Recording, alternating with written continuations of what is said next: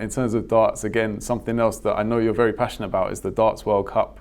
And unfortunately this year it didn't quite go to plan. You had some epic matches. You won 2 8-7 and then you lost 1 8-7. But correct. You're getting closer. Do you feel like maybe next year's going to be your year?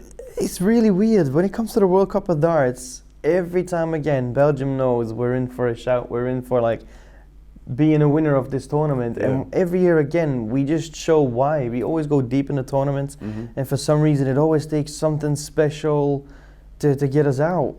This year, it was Wales. We played the first game. First game was the only game that we played only a fewer legs. But then since then, it was every game to the very last leg.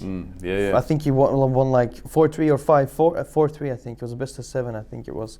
So we win 4-3, then we win 8-7, and we lose 8-7. And I'm like, oh, why the hell is everything in the game going to the last legs? We play so good, but also they are playing really good against us, and that's what you need to look at. Then obviously Wales and Belgium, I think that semi-final might have been the final as well, because the next round Scotland didn't really turn up, they didn't perform. That's what I was going to say. Do you think if you had got over the line in the semi-finals, it was kind of there for the taking for you? Well, thing is that 7-7, they go up, and I think Gezi didn't hit a treble, and I go up and I have a 120 start with a bounce out. And I'm thinking like, oh, why this bounce out? What if that would have been a 180? Then I wouldn't have had a shot on the 161. I mean the 121. I would have had a shot on 61. Right, yeah. Give me a shot on 61 instead of 1-1. We might have won the game because Johnny afterwards just picked 100, treble double, and I'm like, this is a tough one to swallow.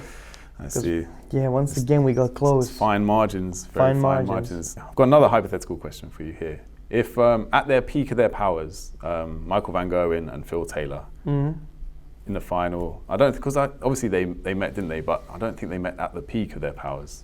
But who would your money be on? I still would go for MVG. Yeah? Yeah. MVG's highest averages are higher than Phil Taylor's. So on that point, I would go for him. And the numbers talk. Yeah, it's all about the stats. I know that Phil has done, in my eyes, the best results ever, like the biggest champion, the most world champion wins. He beat everybody who was in front of him the years that he was playing and the years that he was competing on the high levels that he was pushed to play for. But MVG just, that 105 average for him was so easy to the 110 when he needed to. Even 125 average, he was even close to beating it with 130 plus. Stuff like that, I haven't seen Phil do that. I have seen Phil play averages above 110, 115. I've seen him do that as well. Like I remember him playing against Adrian Lewis, must have been the World Match Play final or semi-final, one of them two. That was an extraordinary game that they played, because it was like the 180 after the other and they didn't look like missing. But yeah, I do feel that MVG always has got that little bit extra. Killer instinct as well. Oh, that extra special thing, doing the right thing on the right time. He does that so often and so fluently, so easy. I think that would seal the deal in the end. He gets the vote for you. Yeah, fair enough. I see where you're coming from. In terms of players changing their darts and switching them up, we see Peter Wright doing it so often. Does that surprise you still that he still hasn't settled down? Because obviously you've got your own darts you seem pretty happy with. Yeah, I'm always one of them that likes to put work in with one set of darts. I believe that getting yourself to the class is because you got to work with it, not because you change your equipment. Changing equipment always shows me a bit of weakness, that believes that you're not using the right material.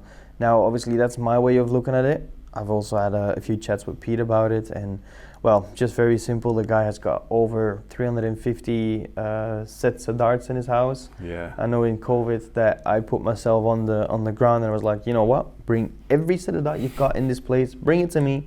I want to check it out. I want to know exactly how many. And I think it was like 366 sets of darts or something. But that was then. Yeah, we're already a few years further, and 500 now. I tell you what, I think he said the same already to me. I'm probably around the 500 sets of darts, and for him it feels that he can play with darts to a certain potential, but he also says until that potential he cannot go further. but he can with a different dart. Okay. And that's where he strongly believes in. And he also feels that every day you sleep different, every day you're a different man. So why not play with a different dart?